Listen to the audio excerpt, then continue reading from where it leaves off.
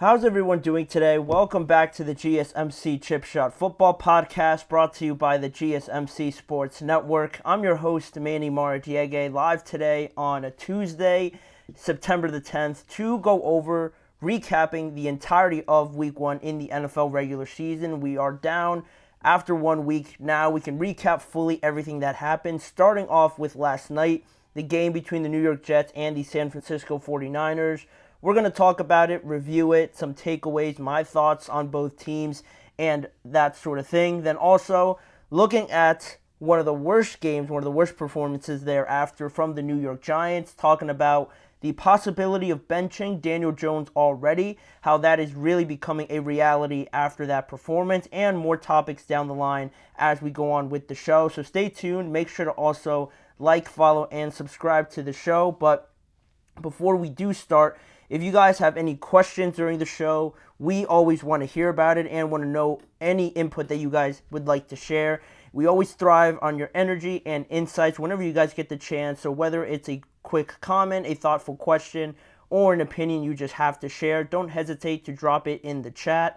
Now, if you want to make it absolutely sure that your message stands out and gets featured on the show, you can use the new Super Chat feature available to you guys just by clicking the $ at the bottom of the chat box to send in your Super Chat. This guarantees that your message gets on the air, and it's also a fantastic way to support our channel. We rely on your support to keep bringing you the sports content you love, and we appreciate every bit of it. So go ahead, let us know what you're thinking, hit the Super Chat button, and let's keep this show as interactive and as exciting as possible. But if you do prefer the alternative, you could still tip and donate using the tip and donations link, gsmcpodcast.net. That way, you can still use it. Leave a comment or question there if you do prefer that method. But overall, we couldn't do what we do without your amazing support, and we're so thankful to have you guys as part of our community, always helping us out in any way that you can.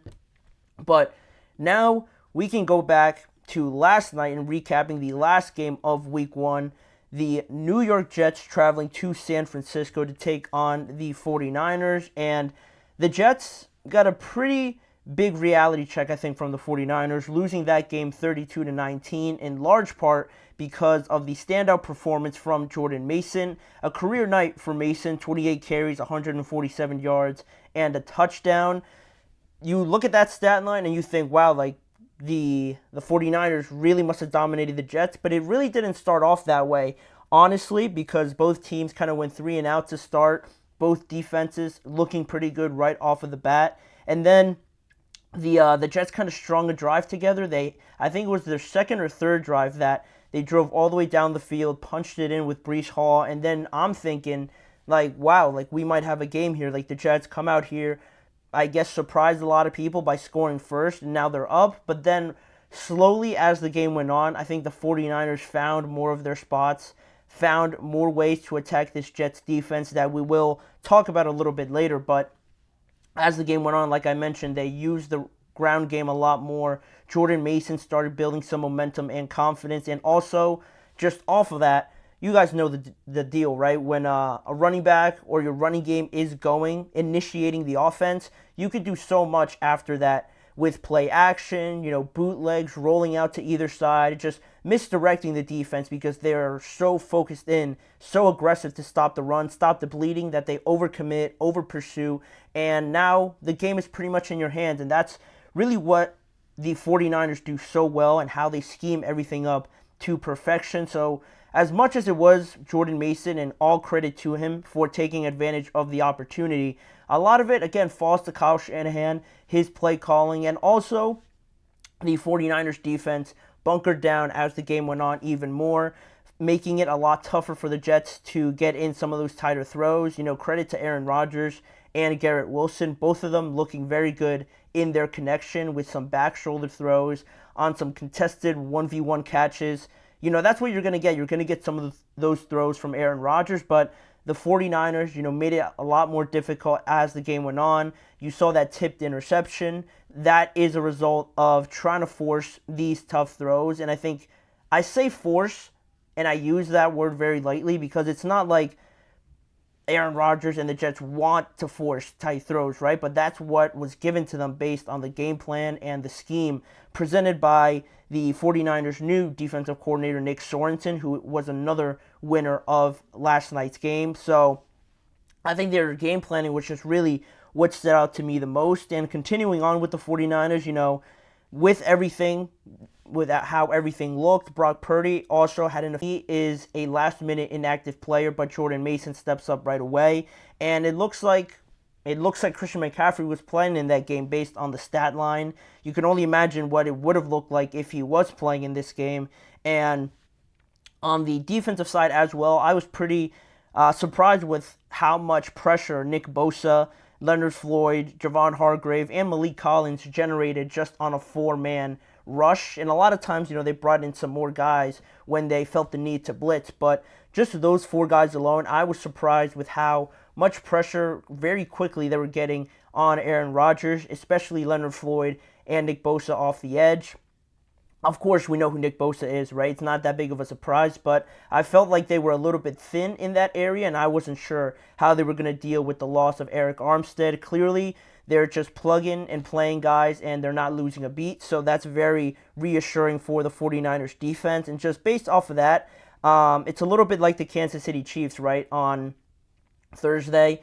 There's levels to this, right? You look at the Ravens team, a contending team, coming into this game against the Chiefs, just going back to that Thursday game, and you have a good back and forth game, but eventually you look at what makes the Chiefs, two-time defending Super Bowl champions, and what makes the Ravens, right? You see some of those mishaps pop up, some of the sloppiness of some of the plays, whereas the Chiefs and the 49ers don't really show that. The coaching, the players, the scheming and everything, it's all very organized and very efficient, and that's why we've seen this matchup so many times, and why I think probably these two teams had the cleanest games out of anybody in week one. But now if we move on to the Jets here, some good and some bad, right? I'll start off with the bad.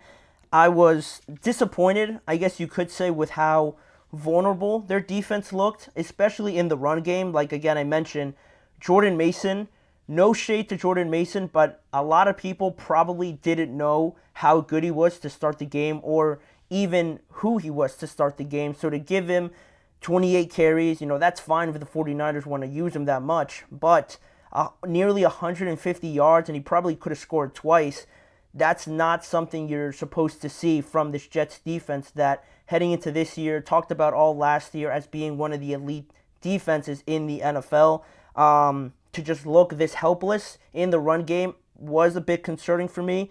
Also, a lot of wide open guys as the game went on. Apart from the coverage from Sauce Gardner, which is what you'd expect from him, a lot of times there was a lot of wide open guys down the middle of the field or in different zones, down the sidelines. And again, it goes back to scheming these guys open, and the 49ers do a great job of it, right? Getting the Jets to overcommit, sucking them into the offense or to the line of scrimmage, and then, play action, throwing it over these defensive backs. But even still, I would have liked to have seen a bit more resistance from the secondary. So again, that could be fixed. That could be addressed as we go on. But to start off the year, the defense overall, I thought it would be more solid, and I thought they'd keep the Jets in the game, knowing that the offense has a bit more to figure out, right? You get Aaron Rodgers back, you get Mike Williams in. You're really still trying to figure out this offense, and the defense is pretty much the same from last year. So it was kind of the opposite last night. It looked like the offense was out there a bit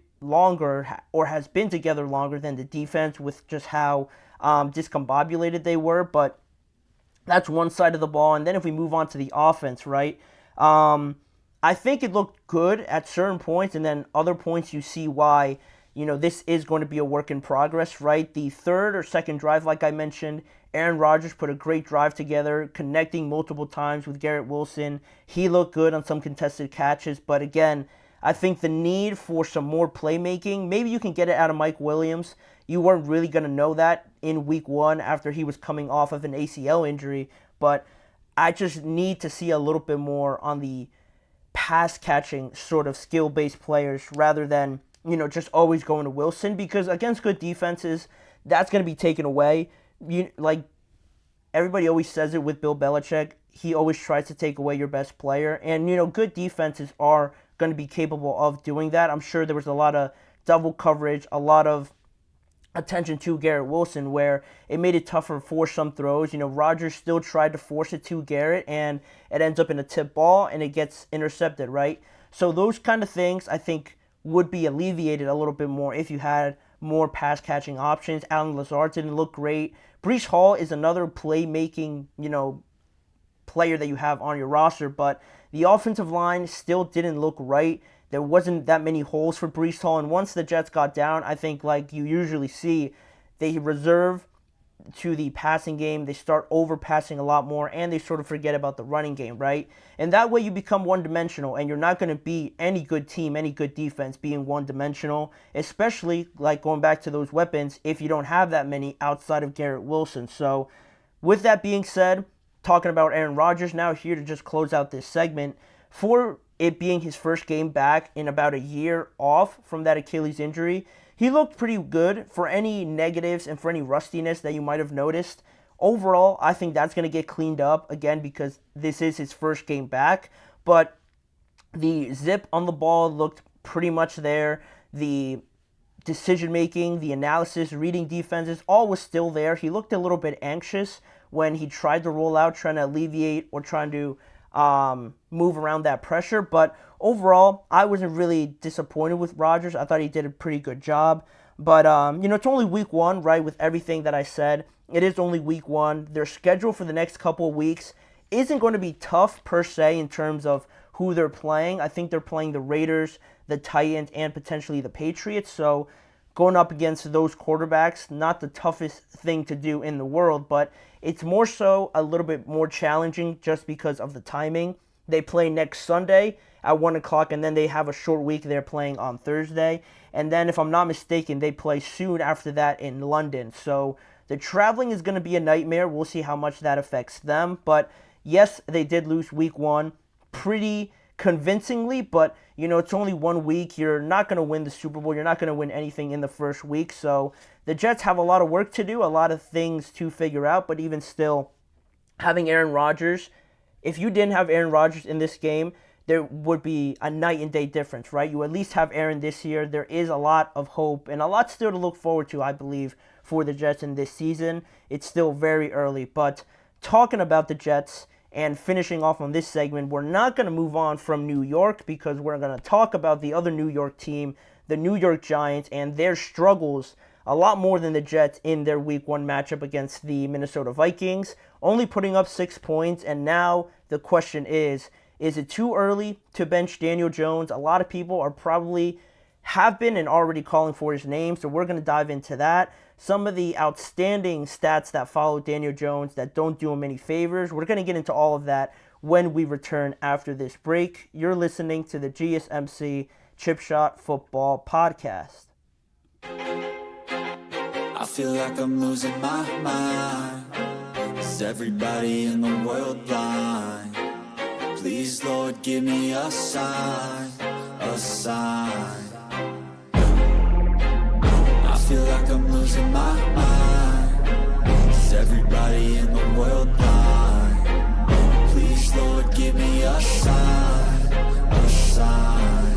I wanna be the greatest. Everybody on the fake shit. I look around and feel like everybody is the fakest. I make this every day and I'm impatient, hoping one day I blow up from the basement. Statement, the top is so vacant. I don't hear shit that I think is amazing. Waiting for my day when I'm playing sold out shows for 1,000 faces. Hey, give me that crown, get in my way and to be put down. It ain't your place, all this my town. If I want that shit, then I'll get it right now. I'm losing it, the noose it fits. I'm losing shit, a stupid myth. You choose to live or choose to dip. You choose to fight or lose your grip and lose a gift.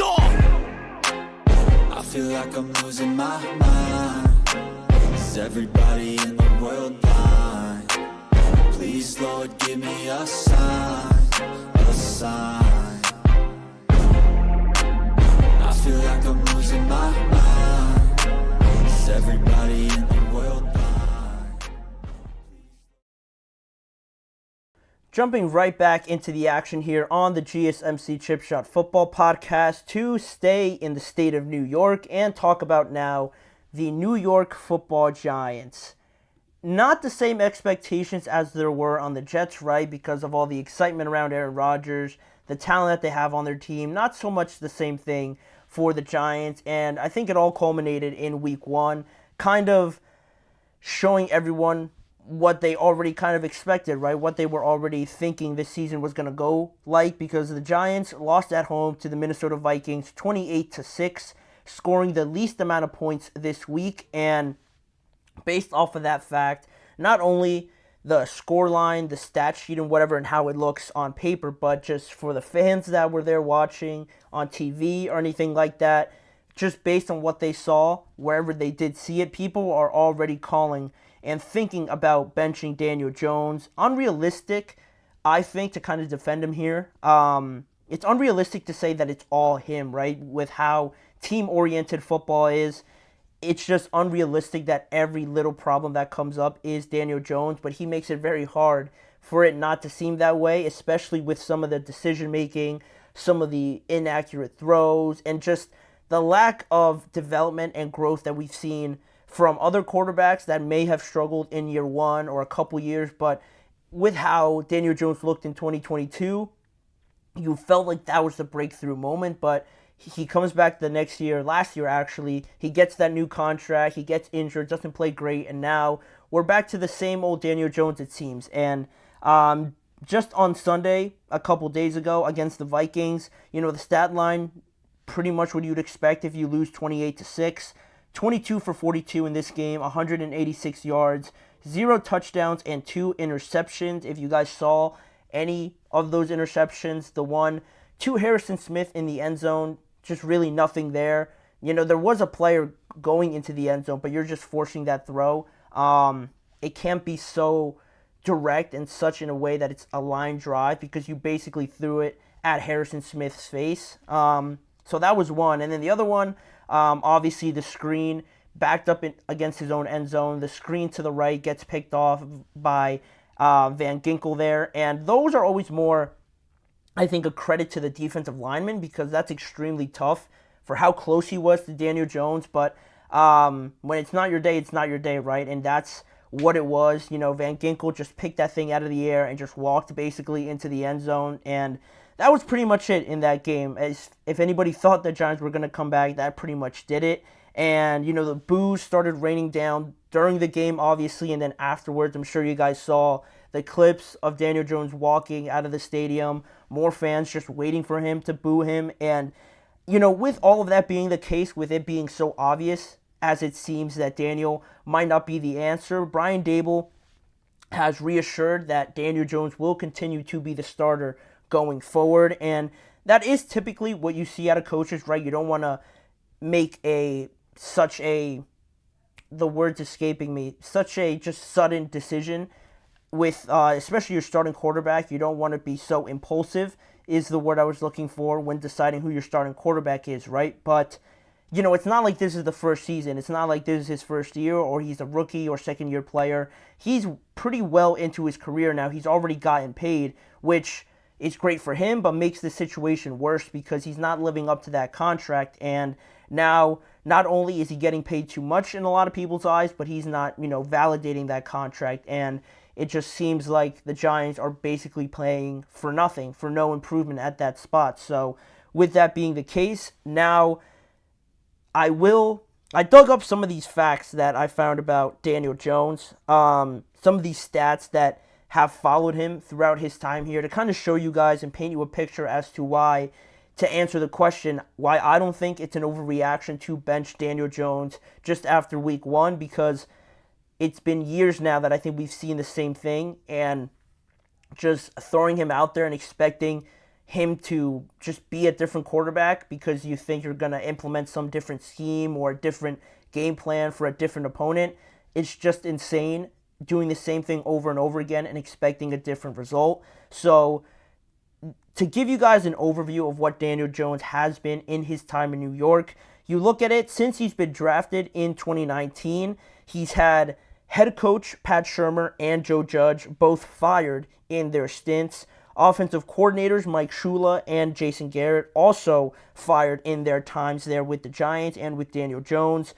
0 for 4 of these, 0 for 4 on coordinators and head coaches. All 4 of these guys are currently out of the NFL and don't have NFL jobs anymore after their time with the Giants. Then you look at it a little bit more recent, only 4 quarterbacks had a lower completion percentage and yards per attempt than Daniel Jones, and only Bryce Young had a lower passer rating in week 1 than Daniel Jones. And no surprise, the Panthers not so hot of a start either with their new head coach Dave Canales.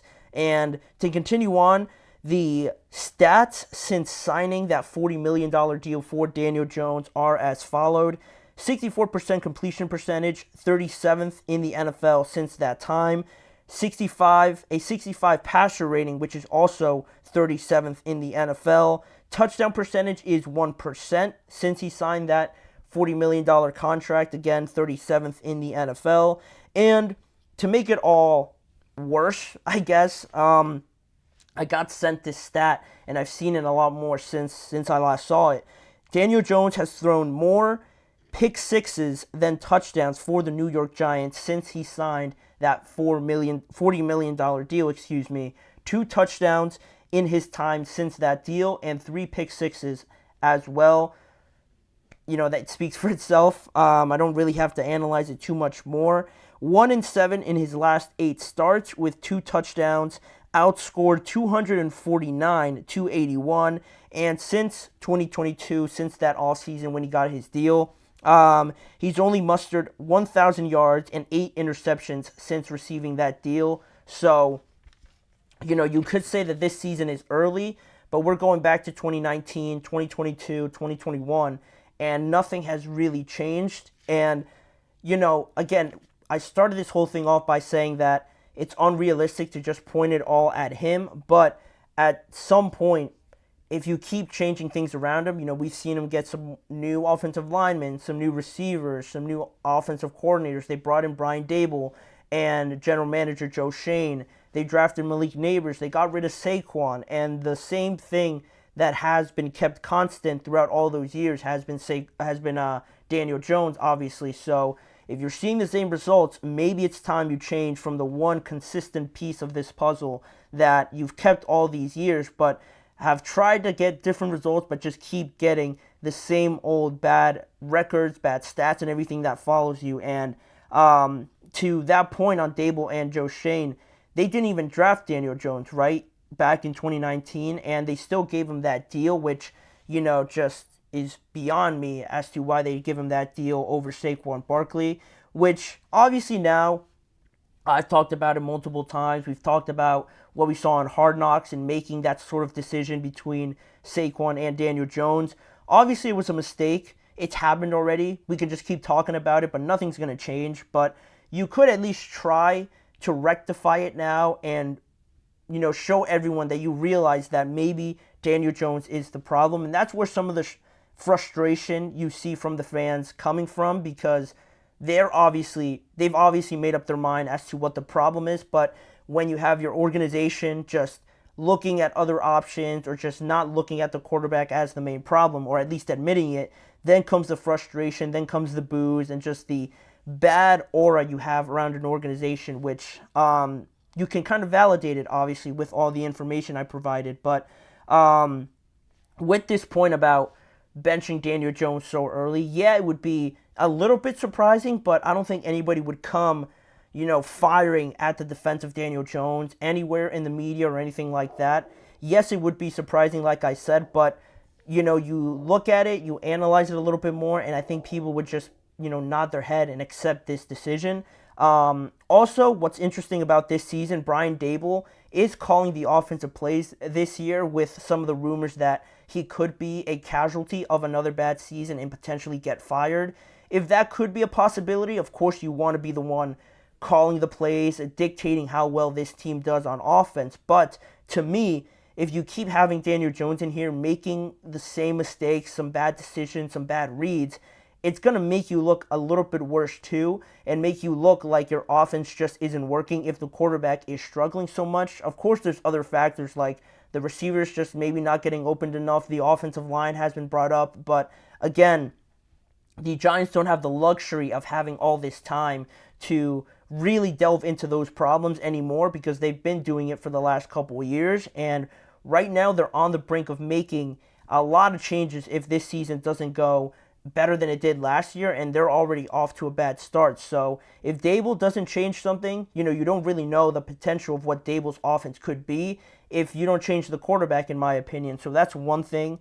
And, the expectations anyway, outside of Daniel Jones, outside of who the quarterback is, I don't think anyone's thinking that Drew Lock is going to be anything that much greater, or Tommy DeVito going to be anything that much greater. But if the expectations are low anyway, I don't see why, or I don't see the problem with changing the quarterback now. If the expectations are to finish last, to have a top draft pick anyway, I don't think you lose anything by changing the quarterback now if you're trying to save your job. And Brian Daboll is obviously trying to save his job. Same thing with Joe Schoen. You got to make decisions like this to keep you employed with this organization. And if you're going to get fired anyway, you might as well try different things and try a different quarterback out to see if the results change in the end. You don't want to waste Malik Nabers' first season, the talent on defense that you got this offseason, and with the turnovers from Daniel Jones and things like that, it just puts the defense in very bad situations where they're always on the field, and then in turn they might look worse because everybody thinks that they're just getting scored on every drive, where that, if you look deeper into it, isn't the case. They're just starting in bad field position. They're drawing the short straw every time. So all of this, it is feeling like I'm putting it on Daniel Jones. And again, I will state that it's unrealistic to put it on him. But with him being the quarterback, with how the offseason went with Saquon, it's almost the position that the Giants have been put in by giving him this extension. And now they're forced into this weird, awkward spot where, yeah, all the pressure is on Daniel Jones, and that might not be fair to him because they haven't, brought in other parts of it that could help him out a little bit, but it does come to a point where a lot of it could just fall on Daniel Jones. So we'll see when that time comes that they do bench him. I can't see it extending anywhere longer than 4 weeks or 3 weeks or anything like that if he keeps performing like he has, but that is something we will keep track of as we move on through the season. But moving on now with the show, sticking on the topic of quarterbacks, we're going to talk about the situation in Pittsburgh. Justin Fields got the start this Sunday. Mike Tomlin spoke about the quarterback decision today. We're going to include some of those nuggets in this next segment, but also just talking about whether Justin Fields should continue to be the starter or will Russell Wilson reclaim his spot. That is coming up after the break. Don't go anywhere.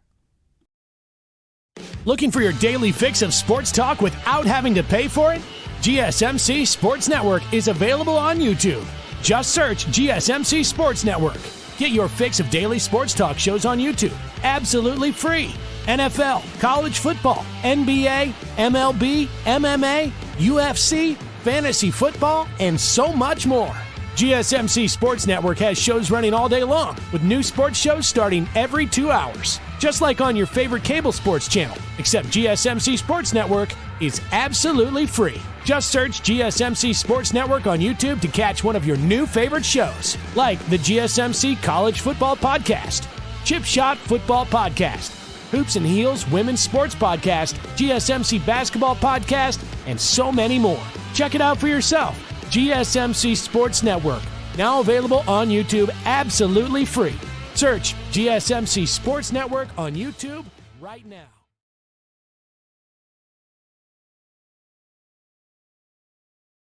We are back here on the GSMC Chip Shot Football Podcast to continue on our topics about quarterbacks in the NFL. And one of the more interesting pieces of news regarding quarterbacks was around the Pittsburgh Steelers, right? Because to give you a little bit more context about this entire situation that culminated on Sunday, last Wednesday through Thursday, Russell Wilson already named the starter for the Steelers at this point. He appeared on the injury list with that calf problem that has been bothering him all throughout camp. He appeared on the injured list halfway through the week last week, so obviously that was a cause for a concern, and it didn't seem that bad until obviously it developed a little bit more. We got closer to the game, and we saw some reports that said that Justin Fields could be the likely starter now because of that calf problem. And as we got closer to the weekend, it was announced on Sunday, the day of the game, that Justin Fields will indeed be starting. And, that was that. That's what they were rolling with. Not what I wanted, obviously, when I've come on here to talk about it. I wanted Russell Wilson to start. I felt that you had a backup plan, a very good backup plan in Justin Fields if things didn't go well with Russell Wilson. And in that way, not only do you get Russ starting the season, a veteran starting the season, and this way you get both guys a good sample size to potentially play. Because if Russ started, I felt like it was inevitable at some point that Justin Fields did come into play. But now, on the flip side of it, now that Justin Fields is the one starting, is the one that had the first go of it, it's not as likely, in my opinion, to go switch back to Russell Wilson for a lot of reasons that I will get into. But first, talking about Justin Fields on Sunday before I give my thoughts on the entire situation. He didn't look bad. I think he just did his job. I've seen people call it steady. His performance was steady. He didn't lose them the game. He made some pretty good throws to George Pickens down the field. One to end the half and get him in field goal range. Another one down the left sideline that just was another good throw, leading him into the middle of the field where A.J. Terrell had outside leverage. George Pickens does a good job of coming back towards the middle. He snags it out of the air, and it did end up in a field goal, but regardless, you saw some things out of Justin Fields that, again, didn't lose you the game, was steady, doing his job, going through the progressions, through the playbook, and I think also the play calling from Arthur Smith was pretty conservative, just based on the fact that you're making this last-minute decision, changing from one quarterback to the other. You've been practicing like Russell Wilson was going to be your starter, but now with changing over to Justin, it obviously changes it because both quarterbacks are not the same. You could do a little bit more with Justin, so in such a short time period, I think that's what sort of led to some of the conservative play calling, if you will. They didn't attack the middle of the field that much, but now in that game against the Atlanta Falcons, they did end up getting the win, 18-10. 6 field goals by Chris Boswell. Just phenomenal from Chris Boswell. Fortunately for the Steelers, he is their kicker. And Justin Fields finished the afternoon with a 17 for 23 performance, 156 yards, and 14 carries and 57 rushing yards. Again, not going to blow you away, not going to wow a lot of people, but it got the job done on that Sunday afternoon. And now he did make some pretty impressive throws. He used his legs at critical points in the game, getting some first downs when the coverage was very good on the backside by the Falcons. His ability to run just forces the defense to kind of play a little bit closer. Now, were they getting prepared for Russell Wilson? Probably, but, they still had to prepare in some capacity for Justin Fields, and, that is always going to be there. You're always aware of his ability to run, but you're not overly too concerned with having so many people around the box just right off the bat. So Justin Fields made him pay a little bit, got some first downs that way, especially towards the end of the game. And now comes the evaluation part of it, right? Now comes the decision-making portion of everything. Most importantly, the Steelers got the win on the road where they were definitely not the favorites going away to the Atlanta Falcons. They were definitely the more exciting, more anticipated team at home with Kirk Cousins, all their weapons. Now, Kirk didn't look great. He looked pretty uncomfortable, but that's, a different situation, right? The Steelers did their job. Their defense did very well in shutting them down in the second half, pitching a shutout in the second half. So, the Steelers and Mike Tomlin are always going to take the win when they can, in any which way that they can. But now, is Mike Tomlin willing to change his ideals, his priorities is the word I was looking for? Is he willing to change his priorities to sort of go back to Russell Wilson? And what I mean by that is the main thing that Mike Tomlin talks about is winning, right? He doesn't care who you are, how you're built, what year you're in, where you come from, what school you went to. If you're a good player and you help them win games, you're going to have a good role on this team. If you're drafted, undrafted, first round, sixth round, anything like that, it doesn't matter. And I think in this situation, now because, like I said, the order got messed up and Russell Wilson was supposed to go first starting this year, and then it made it a little bit easier to transition to Justin Fields. Switching up this order and throwing it out the window now with Justin Fields up first, it makes it harder for me if I'm Mike Tomlin, and based on how and what he has said before, I think it just makes it extremely difficult now to go away from Justin Fields for a couple of reasons, right? Because he got the win. He was the starting quarterback in this win. He made a lot of big plays as well to get the Steelers in positions for field goals, or at least in scoring position. Yeah, they didn't score touchdowns, but Justin Fields played a good role in them winning the game. I don't know if you could just switch back to Russell Wilson, because I understand the Steelers named him the starter and he wasn't able to go because of injury. It's not like he played bad or anything like that. He was just injured. So in one hand, I think it's hard to go away from Justin because he just, orchestrated a win in such short notice, getting, I'm sure, the announcement on Saturday or on Sunday morning. He got prepared. He was prepared for that moment, and he got the Steelers the win. And then also you have Russ, who, if you're thinking about it morally or anything like that, he didn't lose the job. He just got hurt. He just wasn't able to play. So is that fair to Russell Wilson to just, say, tough, you lost the job, you weren't healthy. It's Justin's job now, right? That doesn't seem too fair. And I don't think, on the other hand, that the Steelers can go the entire season without at least knowing what they could have gotten from Russell Wilson. And that's what makes this decision so tough, right?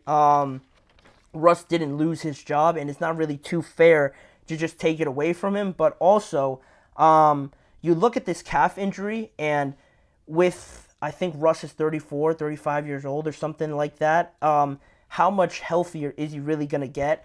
Is that calf going to be 100% by next week? That's not a guarantee. In the press conference today, Mike Tomlin says that they're just going to go with the regular workflow. They're going to evaluate how Russ, gets back to normal, hopefully at some point this week through their practices. But he did say they are prepared for Justin Fields to start again. Not naming him the starter. I've seen a lot of posts that make it seem like that, but I don't think that's what Mike Tomlin was trying to say. I think he was just more so saying that they're going to be prepared if he starts again. I don't know how else to say it. Pretty much, I think Russ is still the starter, even if Mike Tomlin didn't say it, but I don't know if that decision is just that simple as just saying that Russ is first on the depth chart, so he's our starter. I think after what he saw on Sunday from Justin Fields, I think that, on top of the fact that he did get the win, and you're not going to stop a moving train now at this point, right? Justin Fields probably feels pretty comfortable, probably feels that he did enough to help orchestrate this win.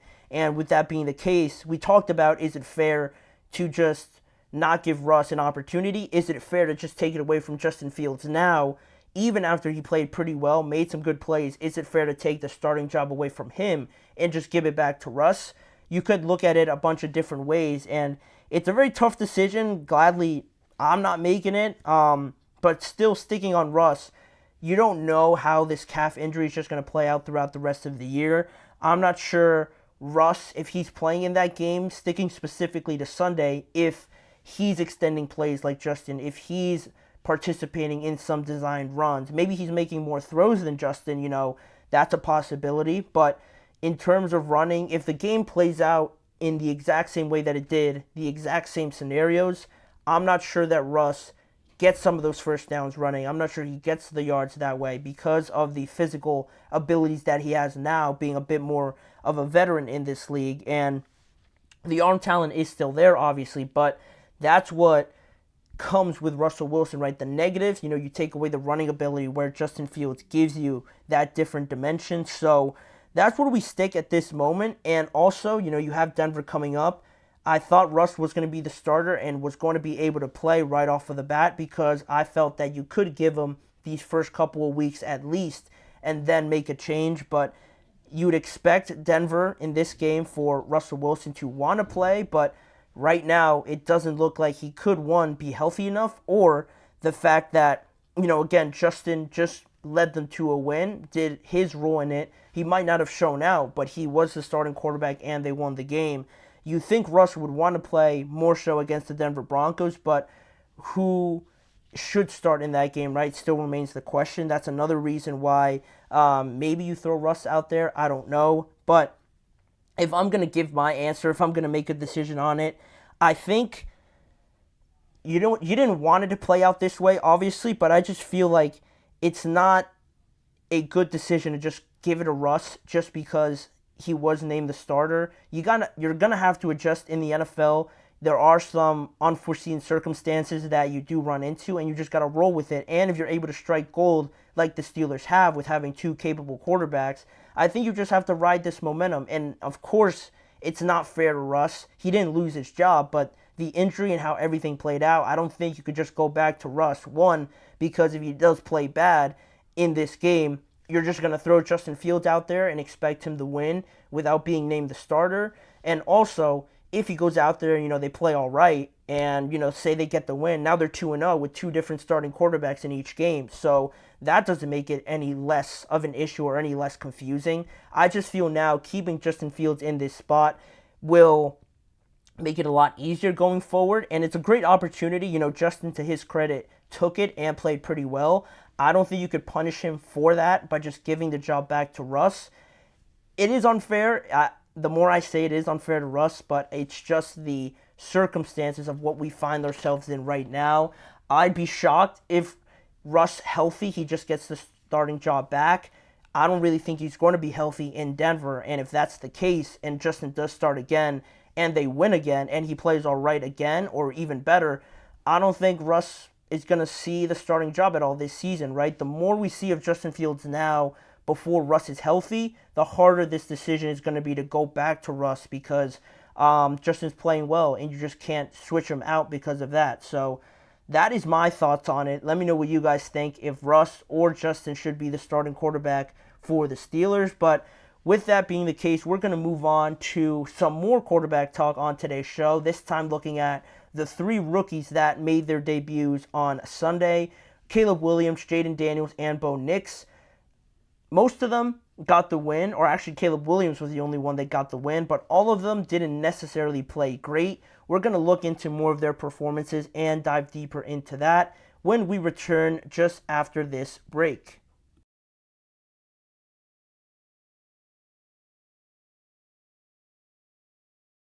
For the best and latest podcasts available anywhere, go to the podcast app on your cell phone and type in GSMC to access free content-rich podcasts on health and wellness, book reviews, sports, entertainment, relationships, social media, movies, technology, finance, and even weird news. Subscribe and download the GSMC Podcast Network's family of shows, available everywhere podcasts are found.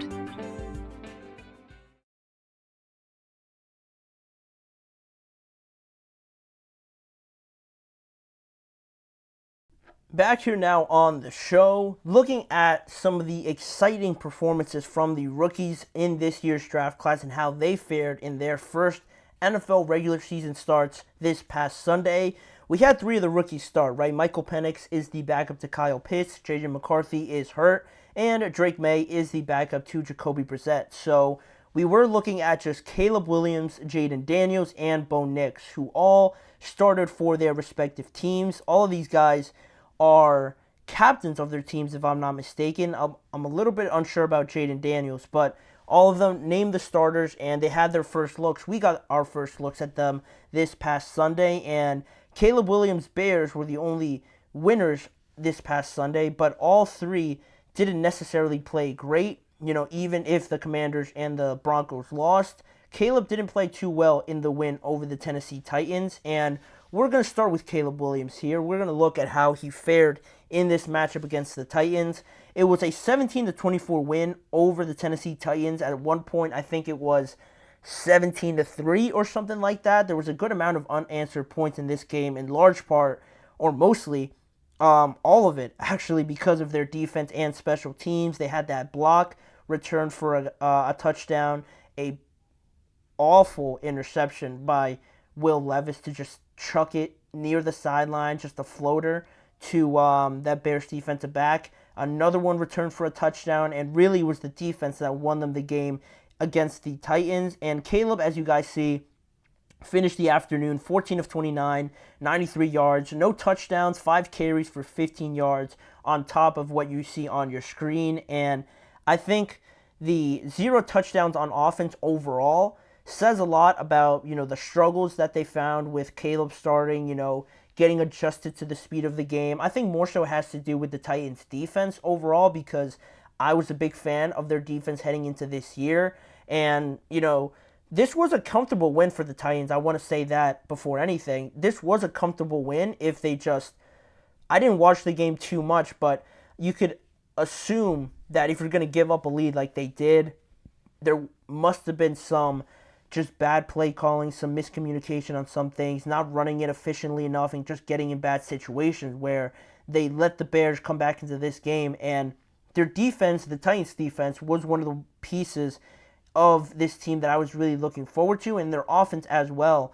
Even though I had questions about Will Levis, they looked like they were getting off to a good start, but obviously those doubts came in at the end, and it didn't turn out well for their offense, even though their defense played very well. I don't even know, they didn't allow a touchdown on their possessions, right? The Tennessee Titans defense didn't allow anything to happen, and they still lost the game. You can't play it any better than that, but, the offense still has a way to go. But sticking with Caleb Williams here and just how he performed, still looked a little bit jittery, a little bit anxious, if I would say. I feel like trying to do too much, trying to not have any negative plays or throw the ball away or anything like that, that just comes, I think, with more experience, knowing when to take the throw out of bounds just to throw it away, when to make the smart read, or whether or not you can make that throw, when to extend plays, especially at this level of football.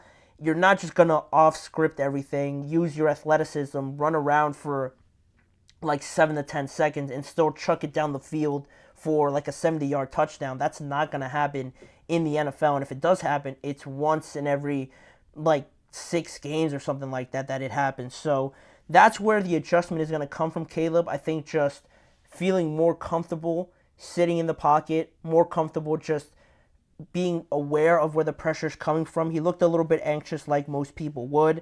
Adjusting to the speed of the game, still, I think, underestimating the athleticism of the guys that he's going up against, the grown men that he's facing, getting paid for what they do. It makes a difference, obviously, right from the college level to the NFL. And, just happy that he got away with it. In this game, their defense is legitimate.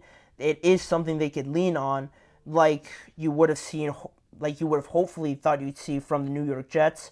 This is more accurately representative of what a good defense, could do for an offense that's still trying to figure everything out. So, that's great. But Caleb, I feel like this was a up and down start. He had some nice throws. He did make some nice plays, but overall, that he can play better. He said that he could play better, and you're lucky to escape this one with a win. And I'm just happy he really didn't try to force anything too much. Yeah, there were some plays where you're just like cringing a little bit or hoping that he doesn't make a mistake. But overall, he's just going to get better, learn from this, and I was pretty satisfied with what I saw. Then, looking at some of the other performances, we look at Bo Nix, against the Seattle Seahawks. A bit more to talk about here. A 20-26 loss in Seattle to the Seahawks. He finished 26 of 42 for 138 yards, 0 touchdowns passing. He had 1 touchdown rushing, 2 interceptions, 5 carries for 35 rushing yards, and that 1 touchdown, like I said. Like most of these quarterbacks, the other 2 that started in their first game on Sunday, just adjusting to the speed of it. I think in preseason we saw a very different looking Bo Nix, obviously, because it's not the same game in the preseason than it is in the regular season. He looked like he was very much up to speed, anticipating a lot of things, using his legs correctly, whereas now in the regular season, there's no playing around, there's no just getting work in for the sake of getting work in with no circumstances or consequences afterwards. This is the real thing, and you see a lot more times that Bo might have overestimated, his ability to run or make some of these throws. There was a lot of times where, the Seahawks defense, played very well and frustrated Bo a lot of the times, confused them with a lot of different looks. And that's a good and bad thing, right? You see I can only imagine as a quarterback starting your first game, an overwhelming amount of different looks that you just didn't see in the preseason, right? For as much as you study it and game plan for it during the week, when you see it out there for the very first time as a rookie, it's very overwhelming, and I'm sure that also played a role in how Bo Nix played, leading to those 2 interceptions. Those are just, I think, getting used to the speed of the game, getting used to cornerbacks closing on wide receivers that much faster. I think it was that second interception, or whichever one it was, to Tariq Woolen. The way that Tariq Woolen closed on that ball, I think that's just something that Bo Nix has really never seen before at this level, at that speed. So that is a learning point to know that those tight window throws, you're either going to put it very extended to the sideline where, no one's going to get it, or just in that sweet spot where your wide receiver can get it and it's just out of the reach of the defensive back. But, that just comes with learning everything. They did lose in this game, unfortunately, right? It was on the road, so it could go a little bit easier for him next week at home. That all played into it, but not overly awful. He did have some good plays. That running touchdown was great to see from him. That's the kind of character and attitude you're going to get from him. So I did like seeing that, but again, it is just a case of learning and getting up to speed with everything. And then the last quarterback that we have here that did start is now Jayden Daniels against the Tampa Bay Buccaneers. Jayden Daniels also on the losing end, 20-37 down in Tampa. He finished the afternoon 17 of 24, 184 yards, no touchdowns and no interceptions, but he was the leading rusher on the Washington Commanders with 16 carries and 88 yards and 2 touchdowns as well, which I'm not a huge fan of it, and I think it just stems from the fact that, like we said all offseason, they did a great job of rebuilding this roster, but the big hurdle in all of this is that they didn't get another weapon. They ended up trading one of their weapons in Jahan Dotson to the Eagles rather. So, outside of Terry McLaurin, Daimi Brown is there. You have Luke McCaffrey, but you have Zacchaeus as well. But it's not the level right now that you would love to have for Jayden Daniels, I believe. Terry McLaurin's great, but you need more guys like him to really help out Jayden Daniels. Debate of settling and running versus the receivers not just being open is a discussion that we're going to have, I think, continuously. You see some of the looks and whether he just decides to run it or decides to try to fit it into a tight window or not throw it at all because the receivers are just not getting open. That's a back and forth discussion that we're just going to have throughout the entire year if they don't add some more serious talent to this roster. But on top of that, just on top of this point, the leading wide receivers in terms of receptions and stats were both of the running backs, Austin Eckler and Brian Robinson Jr. I think that even more shows my point that you need a better level at wide receiver, because if you're running that much and your leading receivers are just dump-offs to the running backs, I think that says a lot about the offense, right? It's a glaring need at the wide receiver position. I think Terry McLaurin only finished with 2 receptions for like 17 yards, and that comes with obviously defenses knowing that Terry is their best playmaker. Let's just double or triple cover him and let's see if they can beat us that way. And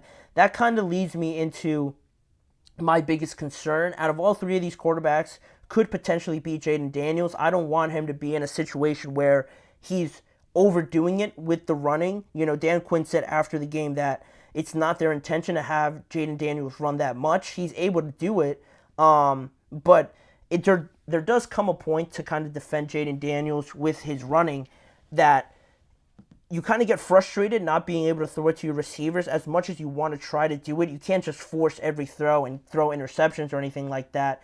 There does come a point where you're just trying to win. And if you feel like running the ball is the way to do it, you could do it for a game or two, but to do it consistently, I think that's more of a problem that the Commanders really have to solve. Or you could find yourself in a situation where Jayden Daniels gets injured by taking a wrong hit the wrong way, and that's the last thing you want to do, right? You have to protect this franchise quarterback that you have, and that's why out of all 3 of these guys, I'm a bit more concerned for Jayden just because it's going to take time for Daimi Brown, Luke McCaffrey to kind of step into their roles.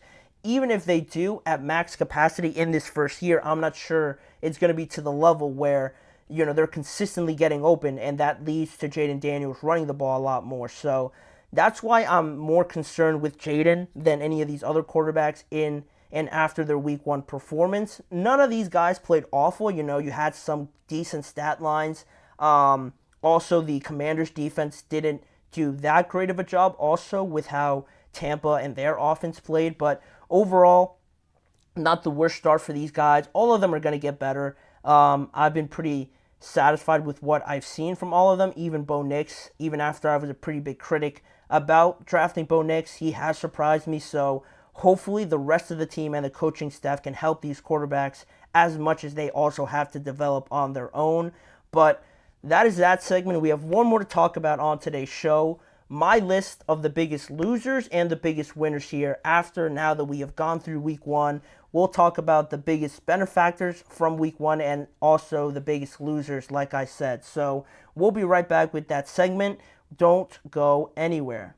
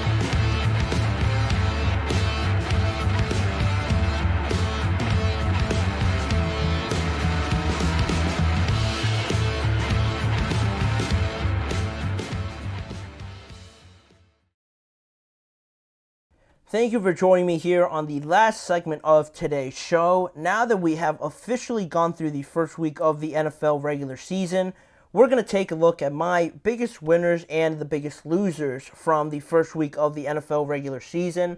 I did 3 and 3. There was definitely a couple more that I could have added, but just for the sake of time, I wanted to limit it to just 3 on each side. So with that being said, looking at the biggest losers first off to start this segment, the 3 biggest that I picked off were these 3 that you see on your screen. And the first one I wanted to start off with was Deshaun Watson. After 2 seasons of a rough start in his time in Cleveland, people were starting to whisper about the potential of, talking about his career being on the line and things like that, or just really making a decision of whether or not we're ever going to see the Houston Deshaun Watson ever again. And then to start off the year like he did against the Dallas Cowboys, where the offense just really was non-existent for the Browns, especially with how good of a roster that they have, for it to look the way it did, for the throws that he missed, for the inaccuracies, the bad decisions, the interceptions and things like that. Of course, he got sacked 6 times, which can't happen on the offensive line, but you're going to get your tackles back eventually there, Jack Conklin and Willis there. You're going to get those guys back. So you kind of have a little bit more hope there to protect Deshaun Watson a little bit better. But even still, with what I've seen, I haven't been too convinced as of yet. And I just feel like this is a case that everything kind of hit at once, and it all hit very fast, if it all makes sense, right? You had Cleveland trading so much for Deshaun Watson. Then right after that, he gets that huge contract. Then the off-the-field issues that make his start in Cleveland less than ideal, right? Obviously, then the injuries started stacking up for him to start his time there in Cleveland. And now, with 2 years into it, now heading into year 3, you don't have time on your side anymore to kind of work through this, have a couple more bad performances, because the fans are going to start getting impatient and wanting to see results from Deshaun Watson, who they're paying $200 million guaranteed, and also it doesn't help the fact that Houston used all of those picks that they got from Cleveland to get all of their roster, Will Anderson, CJ Stroud, Tank Dell, all of those guys were in large part why or how they got those picks was because of the picks that they got from this trade. And now you look at where the Texans are and you see where the Browns are at this point in time. Clearly, you see one as the clear winner of that trade. So Deshaun, I think, just doesn't have time on his side with how everything played out. And is that fair or unfair? That's a different question. But right now, with all the talent on this roster, the expectations as well from last year and seeing how far Joe Flacco took them, of all people, now to have themselves climb out of this hole with more questions around Deshaun Watson, I think it couldn't have started any worse for the Browns and Deshaun. So they're one of my losers, and obviously I think I had to include the Panthers in here, and not only the Panthers as a whole, but Dave Canales as their young head coach.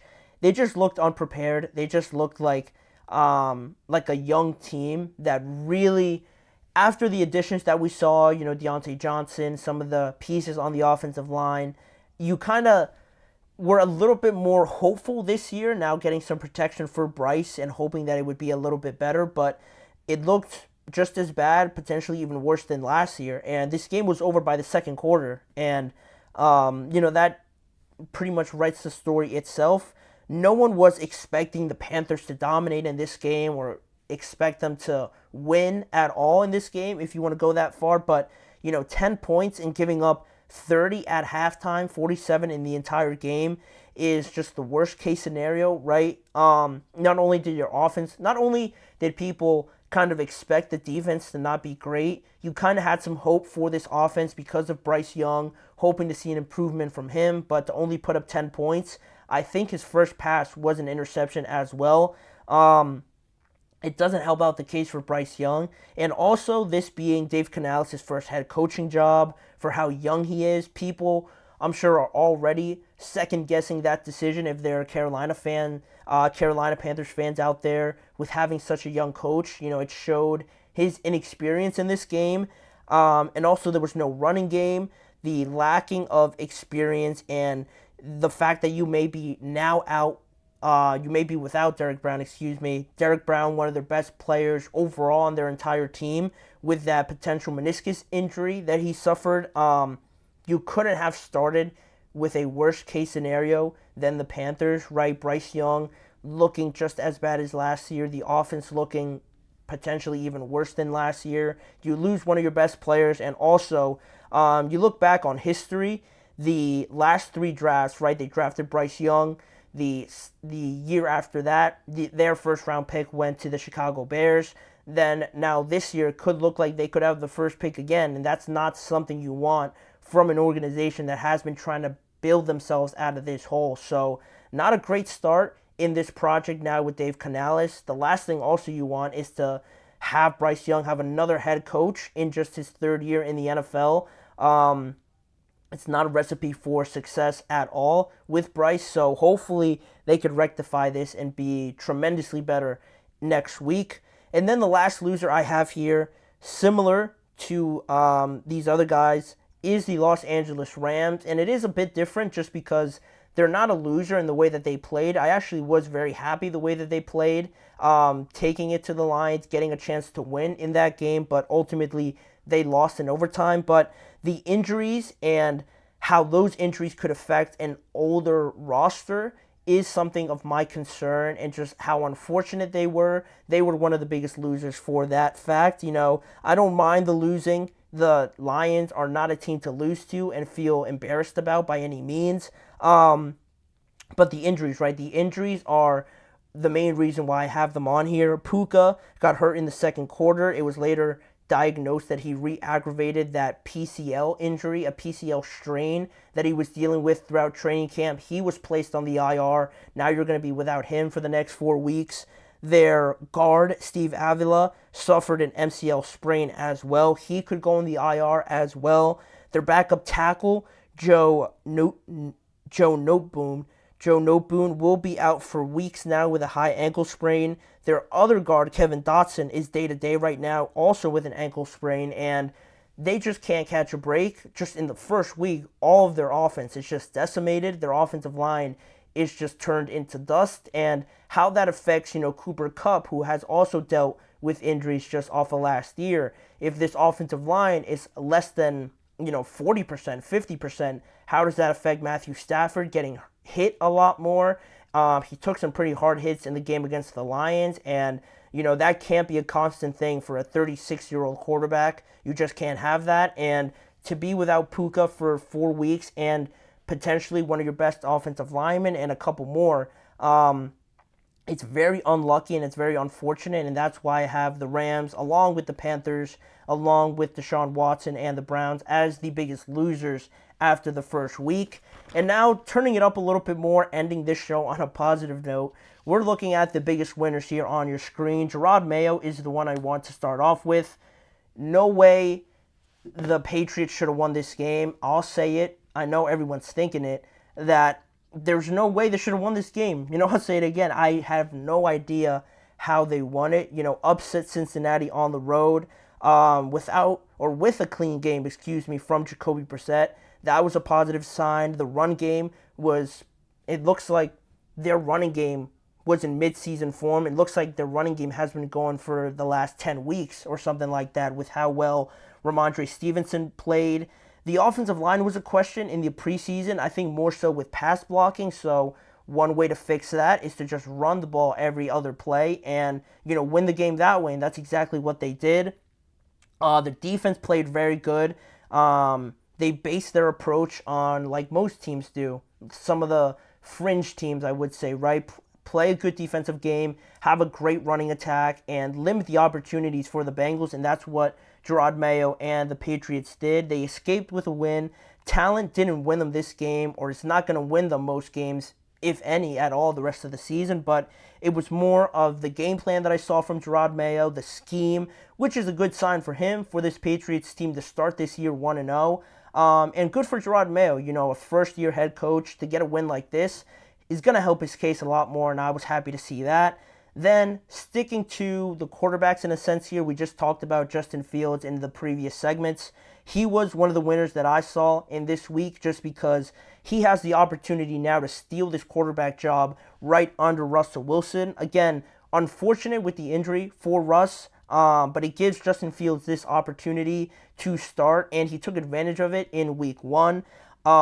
He also just didn't lose the game for the Steelers in such short notice that he was notified that he was going to be starting, and he actually made some great plays, albeit a couple of deep throws to George Pickens. No touchdown scored, but to get the win in a just crazy weekend leading up to it, not knowing who the starter was going to be, it kind of validated the noise around the offseason for some of the fans that wanted Justin Fields to start. He kind of showed why he should be the starter with his running ability, bringing a different dimension, a different threat to the Steelers offense, which me watching the game was a breath of fresh air, seeing your quarterback actually being able to move. So with that and how well he played, the Steelers defense looking great, I had to make Justin Fields a winner overall.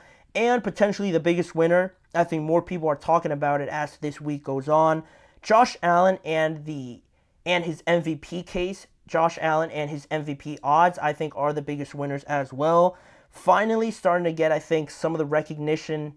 I think this season we'll start getting some of that recognition for MVP that some people have been longing for Josh Allen to get. He was basically the entire offense for the Buffalo Bills against the 49ers. 232 passing yards, 2 touchdowns in the air, 39 rushing yards, and 2 rushing touchdowns as well. Led 21 unanswered points against the Cardinals in that second and third quarter where he just took over. He was down 17-3 at one point, and this is what great players do, right? With the questions at wide receiver, the running game being there, might not be there. Great players are able to change the dynamic of an entire game just by being themselves and just showing how talented they are. Patrick, Lamar, all have that ability to do so. Josh Allen, rightly so, reminds everyone of how good he is, just winning the game for the Buffalo Bills on his own. And even with how new this offense is with a bunch of new guys, just the fact that Josh was out there and having him as their quarterback won them this game. And I think this is going to be sort of the storyline and the narrative going forward, that Josh is going to have to do everything for this Buffalo Bills team. And if they continue to win, this MVP case for Josh is going to become more and more legitimate as we go on in the rest of this season. He put the league on notice, in my opinion, with this performance that, hey, like, I might have a bunch of new guys, but I'm still here. I'm still that guy for this team. Yeah, we're down 17-3, but I'm going to lead a 21 unanswered point couple drives here, and we're going to take over, take the lead, and not give it back. And that's in large part to Josh Allen, his abilities, and his talent. And yeah, it might have been against the Cardinals. That is important to say, but overall, I think they have a chance here. Josh Allen gives them a chance against any team in the NFL. I was surprised with how well he played. You know, I had my doubts around this Bills team, but after the first week, I think Josh, for most, has made a great case to be the leader for the MVP odds just after 1 week. So for me, he had to be the biggest winner of week 1. But let me know what you guys think of my choices and who you guys have as potential winners and losers as well. But that pretty much wraps it up for today's show. Thank you guys for tuning in. Please remember to like, follow, and subscribe to the GSMC Chip Shot Football Podcast, as well as following the network on all forms of social media. If you want to catch more of this show, check out both YouTube channels for a variety of different ways to watch content around the NFL on those channels. And also, if you want to catch more of the live shows, check out and tune in every weekday at 6:30 p.m. Eastern Time for more headlines, more breaking news, more coverage around the NFL with me, Manny Maradiaga, as your host. Thanking you guys for joining me. We'll be back tomorrow to talk some more news, some more stories around the NFL with you guys back on here.